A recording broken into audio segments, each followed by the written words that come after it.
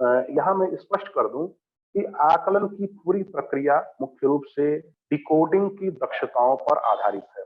Decoding की दक्षताओं पर आधारित है, तो इसमें हम जो कालांश 2 में हम जो काम करते हैं उसका आकलन ही हम मुख्य रूप से करते हैं। मौखिक भाषा के आकलन, मौखिक भाषा और पठन का हम आकलन नहीं करते। उसके लिए हमने एक शब्द यूज किया है ऑब्जर्वेशन, या अवलोकन करते हैं। वो कैसे करते हैं हम आगे बात करेंगे। तो हम पहले ये देखिए कि दूसरे कालांश में शुरू के 4 दिनों में जो पढ़ाया गया है, छठे दिन उसी का आकलन किया जाएगा हमारे ऊपर। और आकलन के लिए हम टोटल 80 मिनट का समय लेते हैं। यानी आपके पास जो दूसरा कालांश है और जो तीसरा कालांश है, उन दोनों को मिला के हम आकलन की प्रक्रिया के लिए उस दिन उपयोग में लाते हैं।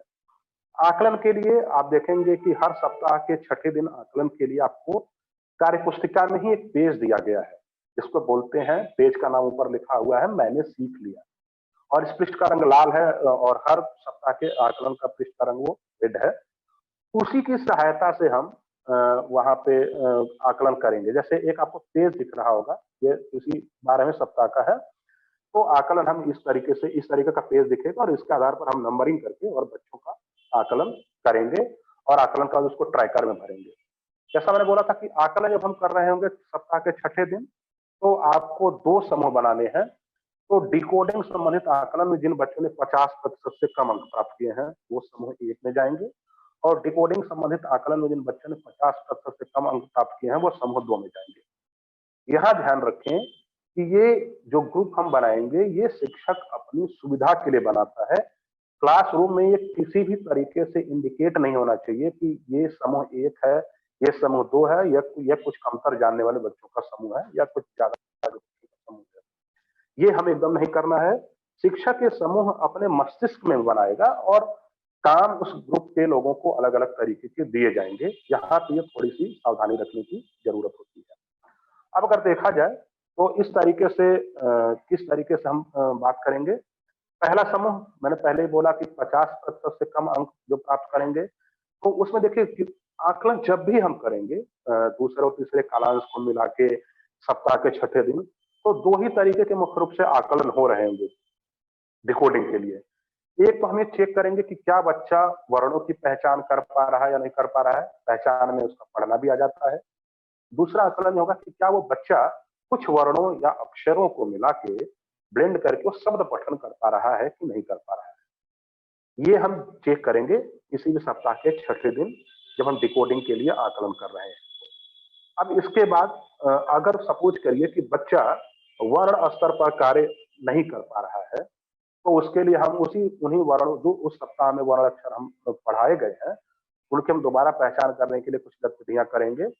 वर्ण अक्षरों को शब्दों में ढूंढकर गोला लगवाने का, ग्रिड से हम वर्ण अक्षर को पहचानने का काम, कॉपी पे हम अलग से उन्हीं वर्णों को लिखने का काम, या अतिरिक्त रूप से कुछ गृह कार्य भी उनको दे सकते हैं। इसी तरीके से अगर शब्द पठन स्तर पर बच्चे को कार्य करने में दिक्कत है, तो वर्णों अक्षरों को जोड़कर शब्द पढ़ने का अभ्यास करवाना पड़ेगा, और फिर वो पढ़वाने का और लिखवाने का अभ्यास करेंगे। आप यहाँ पे देख रहे होंगे कि अभ्यास कार्य के लिए एक पेज, आधा पेज इसमें दिख रहा है। ये मैंने सीख लिया पेज जो छठे दिन आपको मिलेगा, उसी में ये आधे पेज पे अभ्यास कार्य के लिए है। तो यहाँ पे इस स्पेस का उपयोग भी आप इस तरीके के रेमेडियल कार्य के लिए कर सकते हैं। और अगर ये भर जाता है तो बच्चों की कॉपी में या व्हाइट बोर्ड पे, ब्लैक बोर्ड पे, जो भी है वहां पे आप वर्ण स्तर पर कार्य या शब्द पठन स्तर पर कार्य जो है आप बच्चों को दे सकते हैं। गृह कार्य देना होगा तो बच्चों को कॉपी में भी दे सकते हैं, लेकिन इस स्पेस का उपयोग आपको अभ्यास कार्य के लिए वो करना है। दूसरा, जैसे मैंने बोला कि जो बच्चे आपके आकलन में 50% से कम अंक, अधिक अंक प्राप्त करेंगे, इसका मतलब ये होता है कि उन्होंने उस सप्ताह में सिखाई गई दक्षताओं को जान और समझ लिया है। तो फिर उनको अभ्यास कार्य आप खुद से दे देंगे, और या तो उनको पढ़ने के लिए भी स्वतंत्र रूप से आप मौके दे सकते हैं, और इस तरीके से वो चीजों को आगे बढ़ाया जाएगा। लेकिन यहाँ पे ध्यान रखें कि समूह 1 के बच्चों के साथ में यहाँ पे विशेष रूप से काम करने की जरूरत होगी, और उनको आप अलग अलग तरीके से वर्ण स्तर पर अगर बच्चे को जरूरत है, या शब्द पठन स्तर पर बच्चे को जरूरत है, तो वो काम करने के मौके आपको देने पड़ेंगे। जब आप वो पूरा आकलन कर लेंगे और इस तरीके से आपको ये ट्रैकर दिखेगा, जैसा मैंने बोला था ये पेज नंबर 174 पर क्लास 2 की शिक्षक संवर्तिका में देखेंगे तो मिलेगा। इसी तरीके से क्लास 3 और क्लास 1 में भी इन्हीं पेजेज में मिल जाएगा।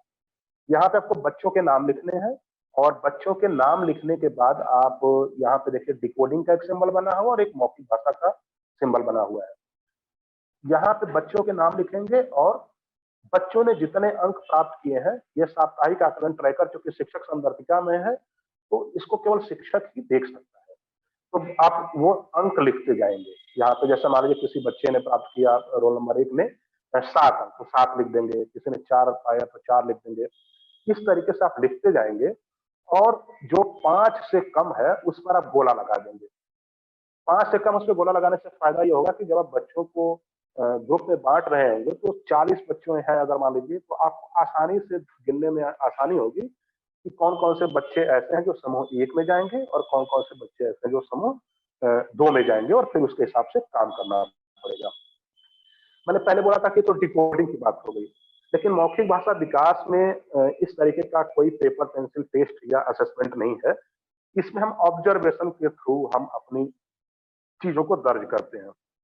ऑब्जर्वेशन कैसे करेंगे? तो आप जानते हैं कि जैसा पहले भी हो रहा था कि ये पूरा का पूरा बाल केंद्रित शिक्षण व्यवस्था है, जिसमें बच्चों को ज्यादा से ज्यादा एक्सपोजर के मौके, ज्यादा से ज्यादा बोलने के मौके दिए जाएंगे। शिक्षक उसको केवल निर्देशित करेगा और शिक्षक एक-एक बच्चों को ऑब्जर्व भी करेगा। तो शिक्षक अवलोकित करेंगे, बच्चों को ऑब्जर्व करेंगे, देखेंगे कि कौन-सा बच्चा, जब हम पहले कालांश हम काम करते हैं मौखिक भाषा विकास पर, तो किन-किन दक्षता पर, जैसे मान लीजिए अनुमान लगाने पर काम हो रहा है। बहुत सारे ऐसे बच्चे होंगे जो तुरंत अनुमान लगा लेते हैं, बहुत सारे बच्चों को मदद की जरूरत होती है। तो यहाँ पे हम केवल अपने अवलोकन नोट करेंगे मौखिक भाषा विकास में। तो जिस तरीके से मान लीजिए जब लगता है कि जो बच्चा लक्षित दक्षताएं प्राप्त नहीं कर पा रहा है उस सप्ताह की, अभी उसको वो मदद करने की जरूरत है, तो वहां पे उसके नाम के आगे केवल हम एक डैश लगा देंगे और जो बच्चा प्राप्त कर पा रहा है उसको हम टिक लगा देंगे। यही काम करना है, इसमें कोई अंकीय व्यवस्था नहीं है। ध्यान ये रखना है कि पूरे 1 महीने के दौरान शिक्षक ये इंश्योर करे कि हर बच्चे से कम 2 बार वो व्यक्तिगत रूप से इंटरैक्ट जरूर करे, मतलब बातचीत जरूर करे। मौखिक भाषा विकास में उससे सवाल जवाब करे, उसको अवलोकित करे, क्योंकि उससे पुख्ता होगा। जेनेरिक ऑब्जर्वेशन नहीं होना चाहिए कि क्लासरूम में हम लगातार देखते जा रहे हैं और उस तरीके से लिख रहे हैं। तो इंश्योर हम करेंगे कि 4 सप्ताहों में कम से कम 2 बार हर बच्चे का हम इस लिहाज से ऑब्जर्वेशन करेंगे कि हम इस ट्रैकर को भर पाए और फिर उसके हिसाब से हम यहाँ पे टिप्पणी भी देखें, टिप्पणी भी लिख सकते हैं। टिप्पणी में हम अपने हिसाब से मौखिक भाषा विकास में किस तरीके से उसको मदद की जरूरत है, क्या वो बेहतर कर सकता है, इस तरीके की हम यहाँ पे